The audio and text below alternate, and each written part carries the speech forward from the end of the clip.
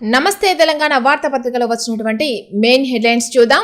ఇక్కడ ముందుగా లోపల పేజీలో మనకు కనిపిస్తున్నటువంటి వార్తలు.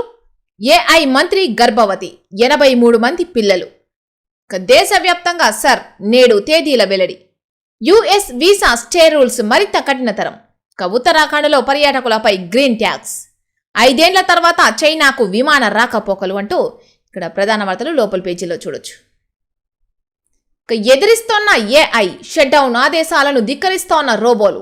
ఏఐలకు స్విచ్ ఆఫ్ అంటే నచ్చడం లేదట, అధ్యయనంలో వెల్లడి. నేడు మనకు నమస్తే తెలంగాణలో ప్రధానంగా కనిపిస్తున్నటువంటి మెయిన్ హెడ్లైన్. రేవంత్ ఫెయిల్, ఉల్టా మాపై బ్లాక్ మెయిల్ అంటూ ఇక్కడ ప్రధాన వార్త చూడొచ్చు. నీ వైఫల్యాలు వదిలేసి మా మీద నిందల, బురద జల్లుతూ ఫేడ్ ఆర్టికల్స్ రాయిస్తావా, సీఎం తీరుపై మంత్రుల కుతకుత. 16 మంది మంత్రుల్లో ఎంతమంది మధ్య సమన్వయం ఉన్నదో చెప్పగలవా? నీ సొంత జిల్లా ఎమ్మెల్యేలే వేరు కుంపటి పెట్టుకున్నారు, వాళ్లను ఏం చేశావు? పల్లెలకు పోతే తులం బంగారం 2500 రూపాయలు ఏమైందని జనం నిలదీస్తున్నారు. అదును మీద యూరియా బస్తా ఇవ్వలేక రైతుల ముందు దోషులుగా నిలబడ్డం. స్వయం కృతాపరాధంతో పరుగును పోగొట్టుకున్నది ముమ్మాటికి నువ్వే. పోయిన image yellow media paid articles లో వెతుక్కుంటే దొరకదు. మహిళా ఆఫీసర్ల ఆత్మగౌరవాన్ని, మా వ్యక్తిత్వాన్ని కించపరిచేలా రాతలేంది. జరిగిన నష్టాన్ని పూడ్చలేనంత స్థాయికి కాంగ్రెస్ ను ప్రభుత్వాన్ని తీసుకెళ్లినావు. నీకు చేతగాక మాపై అబాండాలా? రేవంత్ తీరుపై రగులుతోన్న మంత్రులు. తెలంగాణ ఆత్మగౌరవం గల నేల. అంజయ్యను రాజీవ్ గాంధీ అవమానిస్తే అదే కాంగ్రెస్ ను ఓడగొట్టింది ప్రజలే.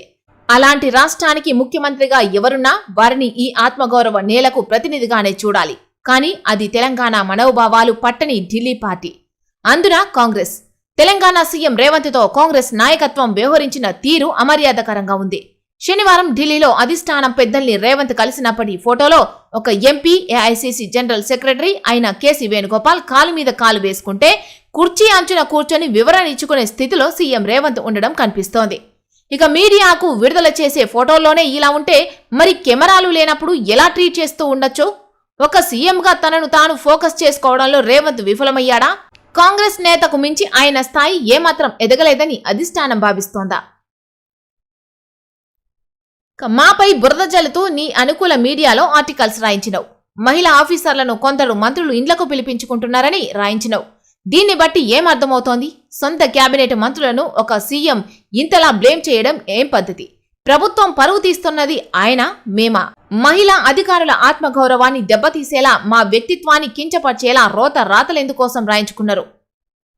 ముఖ్యమంత్రి రేవంత్ రెడ్డి మంత్రుల మధ్య వ్యవహారం ముదిరి పాకాన పడ్డదా? ఇన్నాళ్లు లోగుట్టుగా సాగుతోన్న మనస్పర్ధలు, విభేదాలు ఇప్పుడు కేబినెట్ సాక్షిగా రచ్చకెక్కాయా? మంత్రివర్గంలో ఏర్పడిన అగాధం రోజురోజుకు పెరిగి పెద్దదవుతోందా? మంత్రులు ఒకవైపు, సీఎం మరొక వైపు అన్నట్టుగా పరిస్థితి మారిపోయిందా?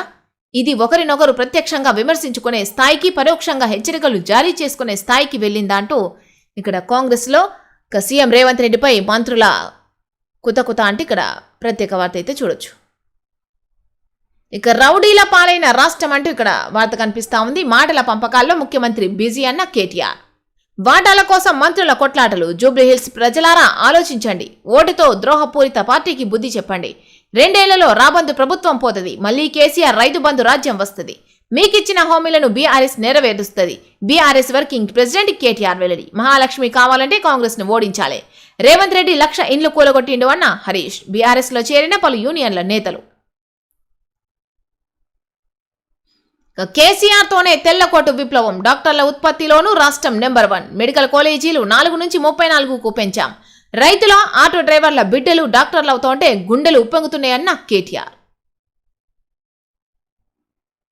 జహీరాబాద్ లోని తెలంగాణ మైనారిటీ గురుకులంలో చదివి ఎంబీబీఎస్ సీటు సాధించిన మైనారిటీ విద్యార్థులకు తెలంగాణ భవన్ లో జరిగిన కార్యక్రమంలో స్టెథోస్కోపులు, ఆఫ్రాన్లు అందజేసి అభినందించి సత్కరించి బీఆర్ఎస్ వర్కింగ్ ప్రెసిడెంట్ కేటీఆర్, నేతలు హరీష్, మాణిక్రావు, గిల్లు శ్రీనివాస్ యాదవ్ తదితరులు. మంత్రి ఓఎస్డీ ఓ పారిశ్రామికవేత్తను తుపాకీతో బెదిరించారని పోలీసులు వెళ్లారు. మంత్రి కూతురు బయటకు వచ్చి తుపాకీ ఇచ్చింది సీఎం రేవంత్ రెడ్డి, బెదిరించింది ఆయన అనుచరుడు రోహిన్ రెడ్డి అని చెప్పారు. మంత్రి బిడ్డ ఇంత బహాటంగా చెప్పినా పోలీసులు కేసులెందుకు నమోదు చేయలేదు అని కేటీఆర్ ప్రశ్నించినట్టుగా ఇక్కడ వార్త చూడొచ్చు. రాష్ట్రంలో కాంగ్రెస్ ముసుగులో రౌడీ పాలన నడుపుతున్నారు. ముఖ్యమంత్రి, మంత్రులు అలీబాబా దొంగల్లా, దండుపాల్యం ముఠాల్లా తయారై దోపిడీ పర్వానికి తెరలేపారు. పాలనను గాలికొదిలి వాటాల కోసం కొట్టుకుంటున్నారు. పారిశ్రామికవేత్తల కణతలపై గన్నులు పెట్టి మూటల పంపకాల్లో మునిగి తేలుతున్నారు అంటూ బీఆర్ఎస్ వర్కింగ్ ప్రెసిడెంట్ కేటీఆర్ తీవ్ర స్థాయిలో విరుచుకుపడ్డారు. లిక్కర్ బాటిళ్లపై స్టిక్కర్ల కాంట్రాక్ట్ కోసం సీఎం రేవంత్ అల్లుడు మంత్రి కొడుకు పోటీపడి ఓ సిన్సియర్ ఐఏఎస్ ఆఫీసర్ను బలిపశువు చేశారని పేర్కొన్నారు. 55 సార్లు ఢిల్లీ టూర్లు, వచ్చింది -3,000 కోట్లు. 17వ ఫైనాన్స్ నిధుల్లో తెలంగాణ వాటా 2%. రెండేళ్లుగా రాష్ట్రానికి దక్కింది గుండు సున్నా. రేవంత్ పాలనలో రాష్ట్రానికి తీవ్ర అన్యాయం. కేటాయించిన నిధులను విధిల్చని కేంద్ర ప్రభుత్వం. యూపీకి ఒక్క ఏడాదిలోనే 48,000 కోట్లు. 6 ఏళ్లలో తెలంగాణకు ఇచ్చింది 6,051 కోట్లే. స్థానిక ఎన్నికల జాప్యంతో ప్రగతిపై ప్రతికూల ప్రభావం. ముఖ్యమంత్రి అయ్యాక రేవంత్ రెడ్డి ఇప్పటికీ 55 సార్లు ఢిల్లీ వెళ్లారు. ప్రతిసారి కేంద్రం నుంచి నిధులు తేవడానికే వెళ్తున్నట్టు చెప్పుకొచ్చారు. అవసరమైతే ఇంకో 100 సార్లైనా వెళ్తానని కుండబద్దలు కొట్టారు. కేంద్రం రాష్ట్రం సంబంధాలు బడేబాయ్ చోటేబాయ్ తరహాలో ఉండాలని చెప్తూ వచ్చారు. తీరా ఏమైంది? 2 ఏళ్లుగా రాష్ట్రానికి రావాల్సిన 15వ ఫైనాన్స్ కమిషన్ నిధులు 3,000 కోట్లు తగ్గినాయి. అంటే కేటాయింపుల్లో ఒక్క పైసా తెలంగాణకు కేంద్రం విధిల్చలేదు. కేసీఆర్ హయాంలో కేంద్రంతో కొట్లాడుతూనే 1,400 నుంచి 1,850 కోట్ల వరకు ఏటా తెచ్చుకున్నది రాష్ట్రం. మరి ఇప్పుడేమైంది? ఎందుకిలా? 15వ ఆర్థిక సంఘం చెప్పింది ఇచ్చింది. ఇక్కడ చూడొచ్చు. 2020-21 సంవత్సరంలో చూసుకున్నట్టయితే కేటాయించింది 1,847 కోట్లు కాగా మంజూరు చేసింది 1,847 కోట్లు. 2021-22 సంవత్సరంలో 1,325 కోట్లు కేటాయించగా 1,365 కోట్లు మంజూరు చేసింది. 2022-23లో 1,415 కోట్లు మంజూరు కేటాయించగా 1,415 కోట్లు మంజూరు చేసింది. 2023-24 సంవత్సరంలో 1,430 కోట్లు కేటాయించగా 1,424.18 కోట్లు మంజూరు చేసింది. 2024-25 సంవత్సరంలో చూసుకున్నట్టయితే కేటాయించింది 1,514 కోట్లు కాగా మంజూరు చేసింది మాత్రం ఏమీ లేదు. 2025-26 సంవత్సరం చూసుకున్నట్లయితే అక్కడ కూడా 1,477 కోట్లు కేటాయించగా అందులో కూడా 0%, అంటే అందులో నుండి కొన్ని కూడా మంజూరు కాలేదు. మొత్తం చూసుకున్నట్లయితే 9,048 కోట్లకు గాను 6,051.18 కోట్లు మాత్రమే మంజూరు చేసినట్లుగా ఇక్కడ వార్త చూడొచ్చు. ఏదులలో రైతు ఆత్మహత్య, పంట ధ్వంసంపై ప్రశ్నించినందుకు ప్రాజెక్టు గుత్తేదారు బెదిరింపు, గడ్డి మందు తాగిన రైతు మృతదేహంతో గ్రామస్తుల రాస్తారోకో. దూసుకొస్తున్న మొంధ తుఫానుగా మారిన వాయుగుండం. రాష్ట్రంలో వచ్చే 5 రోజులు భారీ వర్షాలు, 4 జిల్లాలకు రెడ్ అలర్ట్ జారీ. ఇందిరమ్మ ఇంటికి 60,000 కోత అంటూ ఇక్కడ మరో ప్రధాన వార్త చూడొచ్చు. సర్కారు కొత్త కొర్రి, లబ్ధిదారులకు షాక్. స్లాబు పడ్డాక ఇచ్చే 2 లక్షల బిల్లులో 60,000 కోత. ఆ మేరకు ఉపాధి హామీ పనులు చేపడతామన్న సర్కారు. ఏ పనులు పూర్తి చేస్తారో స్పష్టం చేయని ప్రభుత్వం. లబ్ధిదారులు సహకరించాలని మంత్రి పొంగులేటి విజ్ఞప్తి. రోజుకో నిబంధనలతో లబోదిబోమంటోన్న లబ్ధిదారులు. పని గంపగుత్తగా మేస్త్రికి అప్పగించాక ఇదేం మెలిక? మరి ఇప్పటికే నిర్మాణం పూర్తయిన ఇండ్ల సంగతి ఏంది అంటూ ఇక్కడ పలు ప్రశ్నలు తలెత్తుతున్నాయి.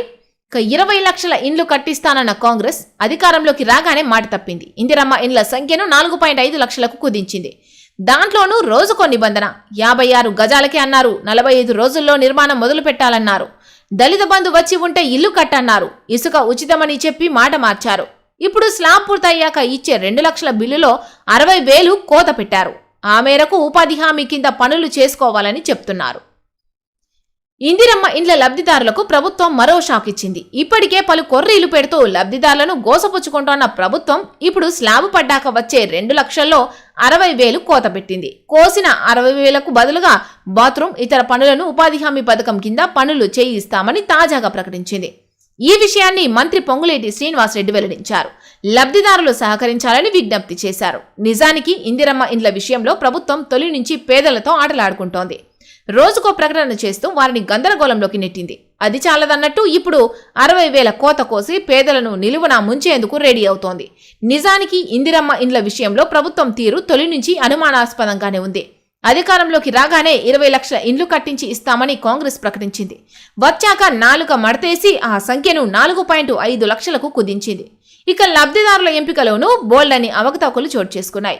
అసలైన లబ్ధిదారుల స్థానంలో కాంగ్రెస్ కార్యకర్తలు అనర్హులకే పెద్దపీట వేశారన్న ఆరోపణలు వినిపించాయి.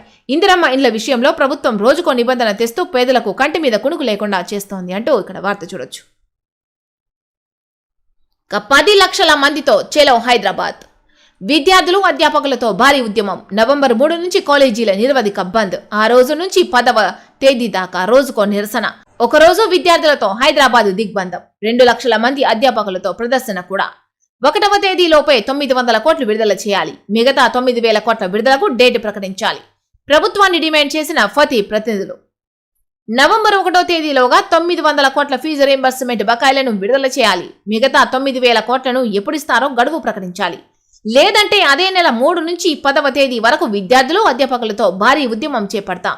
ఒకరోజు 10 లక్షల మంది విద్యార్థులతో హైదరాబాద్ను దిగ్బంధిస్తామని federation of associations of Telangana higher institutions FATHI chairman Ramesh Babu, secretary general KS Ravikumar ప్రభుత్వాన్ని హెచ్చరించారు. 2245 బడుల్లో జీరో ఎన్రోల్మెంట్. దేశంలోనే 2వ స్థానానికి పడిపోయిన రాష్ట్రం. 2024-25 గణాంకాలను విడుదల చేసిన కేంద్రం. అట్రాసిటీ పరిహాసం అంటే ఇక్కడ మరో ప్రధాన వార్త చూడొచ్చు. SC/ST చట్టానికి కాంగ్రెస్ సర్కారు తోట్లు. అండగా ఉండాల్సిన చోట బాధితులపై నిర్లక్ష్యం. ఏడాదిగా పరిహారం నిధుల చెల్లింపులు బంద్. 4088 మందికి అందని 40 కోట్ల పరిహారం. నిరుడు 14 కోట్లు ఇస్తున్నట్టు ప్రకటించినా నేటికి బాధితుల ఖాతాలో జమకాని వైనం. కార్యాలయాల చుట్టూ రోజు ప్రదక్షిణలు. ఇక ఓటమి భయంతోనే నామినేషన్ల తిరస్కరణ అంటే ఇక్కడ మరో వార్త చూడొచ్చు. సర్కారు తీరును నిరసిస్తూ మేడిపల్లిలోని అమరుల స్తూపం వద్ద ఫార్మా రైతుల నిరసన. తమకు జరిగిన అన్యాయాన్ని జూబ్లీహిల్స్ ప్రజలకు వివరిస్తే ప్రభుత్వానికి ఎదురు దెబ్బ తగులుతుందన్న భయంతోనే తమ నామినేషన్లను తిరస్కరించారని ఫార్మా బాధిత రైతులు ఆరోపించారు. ఆదివారం రంగారెడ్డి జిల్లా యాచారం మండలం మేడిపల్లి అమరవీరుల స్తూపం వద్ద వారు నిరసన తెలిపారు. అధికారుల చర్యపై చీఫ్ ఎన్నికల కమిషనర్ కు ఫిర్యాదు చేశామని వెల్లడించారు.